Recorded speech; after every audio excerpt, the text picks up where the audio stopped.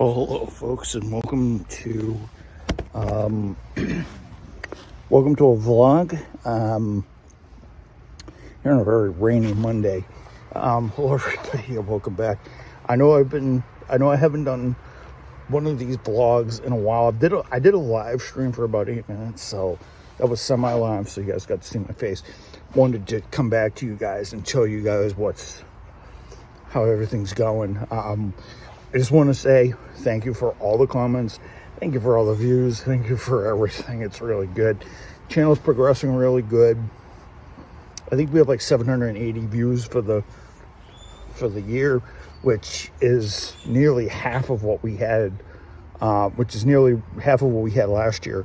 Last year we had 1,604 views. I don't know if I'm going to surpass that, or if I'm going to be doing everything. And I think the 7 people that viewed Saturday Night Noire, the first episode of many. The next one will be coming out on next Saturday. I'm probably going to record that tonight and get it out to you guys, so I just can hit record and hit upload. And stuff like that. So, but I hope you guys are doing well. I'm gonna go for a walk when I'm finished with this vlog. But yeah, I hope you guys have been good. So I'm gonna give you guys some car news that has been coming around and going around. And, goings on in the automotive world. And, it talked about racing this weekend.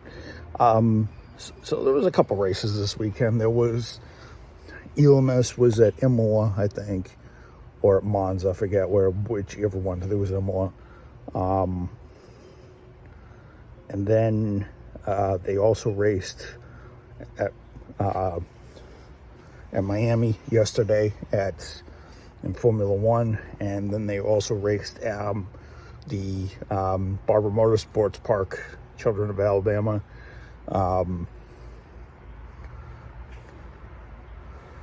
Grand Prix at Barber Motorsports Park. There was also the NASCAR race at Texas. I think Alex Palou. I was watching a lot of the IndyCar race. I watched some of the NASCAR race. I watched some of the F1 race. The F1 race was pretty cool.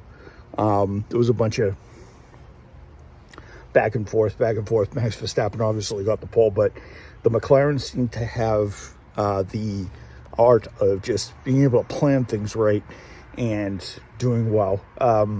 So RC Piastri, congratulations to him. He won the Grand Prix in Miami. He also leads the championship by a small margin over his teammate Lando Norris, and they also lead the Constructors' Championship. They actually lead, I forget how many points it is, but Red Bull only has 92 points in the Constructors' Championship. In the last 5 years, in the last 4 or 5 years, they've been in like the top. They've been in the top 2. It's the first time they've been in the top 3. They've been behind the top 3, and Ferrari had its woes. Ferrari had its problems. Hamilton's blaming the car still. But Oscar Piastri won. He got his 25 points. I don't know who won at Imola for ELMS, FIA. So I didn't watch that one. NASCAR was Joey Logano. I watched quite a bit of that race. Bubba Wallace had a pretty decent accident, and stuff like that. So, Logano came from 27th. Joey Logano and Ryan Blaney both came back from the back of the pack, 24. I'm going to say not back of the pack, but middle of the pack, middle back.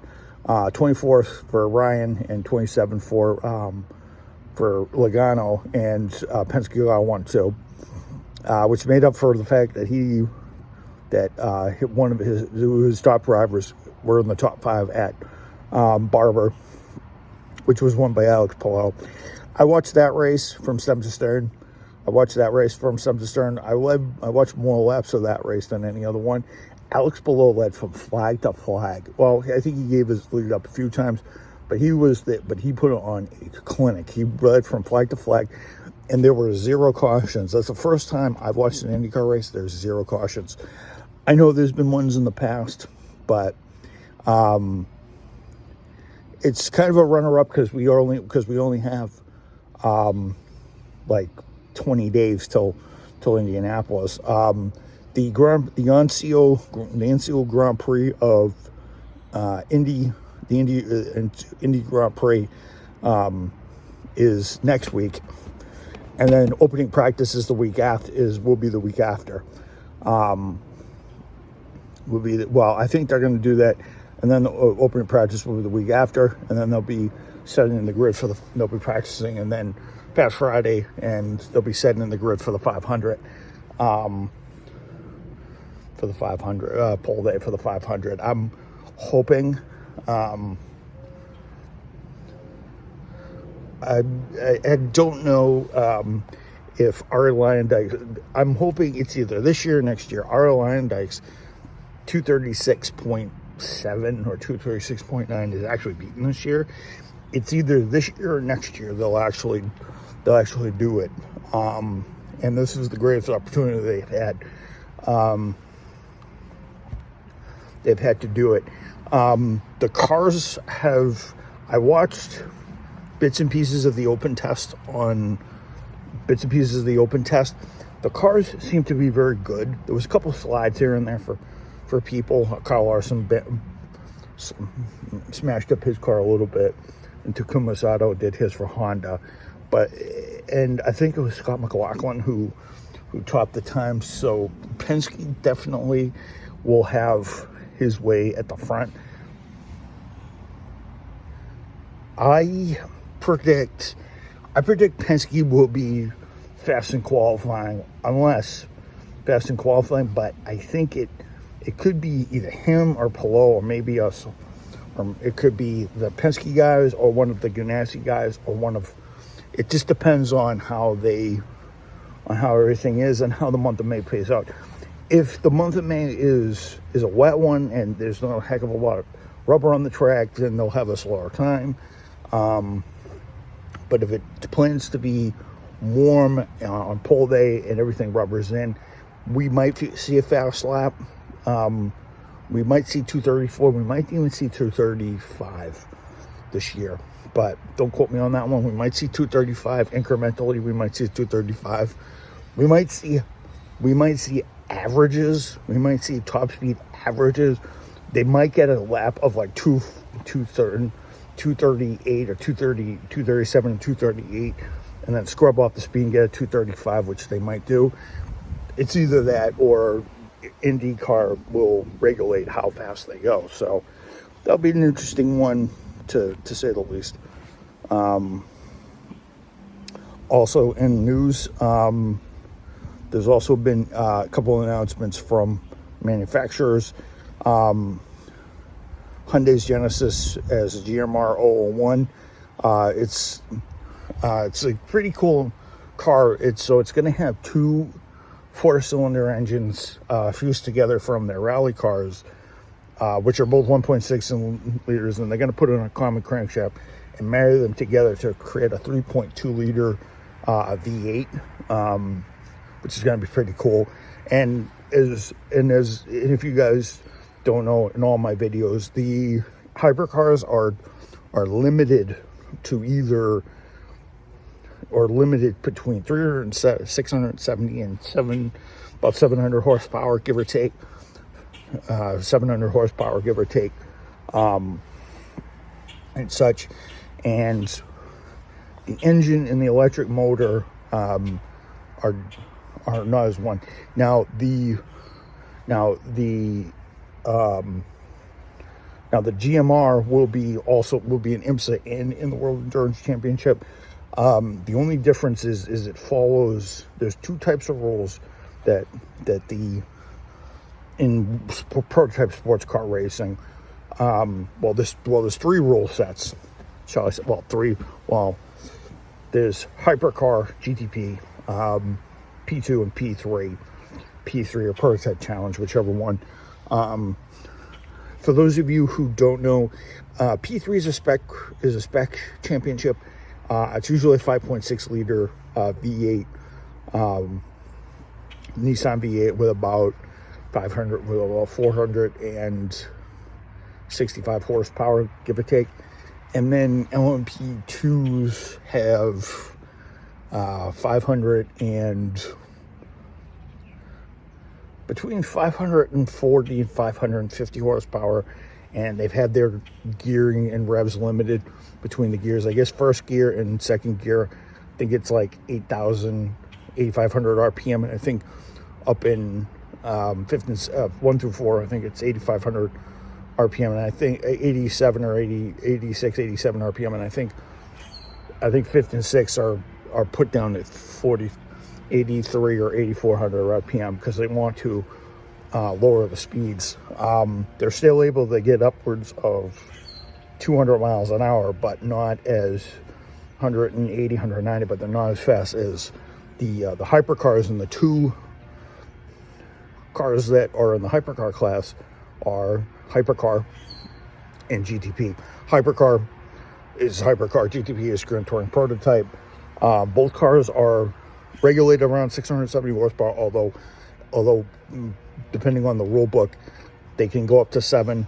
And the difference between the GTP and Hypercar and GTP is GTP has a spec motor with about 60 plus horsepower and a engine, and a production engine that usually has 640 odd horsepower, versus the Hypercar has around 670 to 700, but it also has 268 horsepower to do it, so it has a little bit more punch out of the corners. But the GTP cars are done in such a way that that they can actually compete because they have the same amount of power. The only thing is, though, they have more punch and they're limited, so the engine can punch out 260 horsepower in different retrospects. So the cars, so let's say the team turns down the engine, the car is probably not making the full 607, making the full 700 horsepower. They're probably making 500 when they turn the engine down. So that electric engine will compensate for the gas motor. The gas motor will save gas, but the electric engine will provide the push through the front wheels. Most GTP cars have their power from the back, and the IMSA cars and the World Endurance cars, World Sports Car Championship cars, or the FIA World Endurance Championship cars. I call it the World Sports Car Championship because I'm old school. The World Sports Car guys usually the hypercar guys usually have their cars all-wheel drive. So cars like the Ferrari, the Toyota,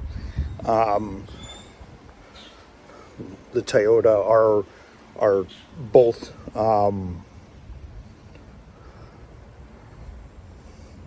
both running with hybrid engines that run through the front wheels, which make them all-wheel drive, versus the GTP cars, which are rear wheel.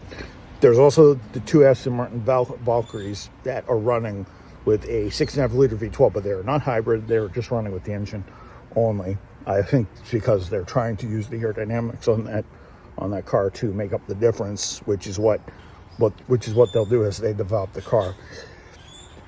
So the Genesis GMR 001 is going to be an IMSA GTP style car. So it's going to have a 600, 640, 650 horsepower engine, and then it's going to have a probably around 60. It's either 65, 67, or 68 horsepower, give or take. I think it's around 70 horsepower because I wish they would round. So So the IMSA engines have to use more of their power to gain the advantage, which is why they get more horsepower via the engine. But they get great fuel economy, so that helps them out. But yeah, that's also very, very cool. In the gaming world for cars, there's a lot of excitement because Forza Motorsport just dropped its 20th update. It's funny. The games have been around for 20 years, and 2 years. Well, the game I'm playing has been around for 2 years, but the series has been around for 20 years. So the update 20 is bringing up this Fujimi Kaido track. It's this 10-mile track. Just took a run around it. Very technical course. I just started drift with a Ford ARS25-16 that has a V8. I should call it the ARS25-16 because it's got the V8 in it. And I've got all the traction control. And I was spinning the car, twirling around with all that power. It was pretty cool. So it was, and stuff like that. I think it's pretty good. GTA has been delayed. I believe it's been delayed, unfortunately, yet again, till next year, in May 26th. So around this time next year, we'll be getting that game. I think I will be getting Mind's Eye and stuff like that. And I just want to say this right now. I will not be getting the Switch 2. 2 reasons. One, I already have an OLED, and people are coming to grips with the virtual game card thing, which I think is cool, and stuff like that. But I think they could have done a little bit better. It kind of takes away the need to transfer data, especially if you have digital games, a lot of digital games like I do. And that could help with certain games and stuff like that. You don't need the physical card and stuff like that. But I'm not going to buy the console just for it to be upgraded and it be $100 more than the OLED one I have. So yeah, that's what's been happening in my world and such. But yeah, so what I'll do tonight is I will record gameplay for LA Noire and late night for Saturday Night Noir, and I'll have it on Saturday night after. I'll probably record it and then post around 6:30 because I'm gonna have time so you guys can watch it at least. So please for everybody who watches this, please, it's 6 o'clock, so it'll be 6:30 when it'll be in the 6 o'clock hour, 6:30 time when it airs. So but I hope you guys enjoy it. I'm gonna go for my stroll, and then I'm going and eat some dinner, and then I will record some gameplay later tonight, and then I will go to work tomorrow. Have more fun at Restaurant Depot. So I hope you guys enjoyed this. I know you guys haven't seen my face in a million years, but it'll be fun. I'll see you guys then. Bye.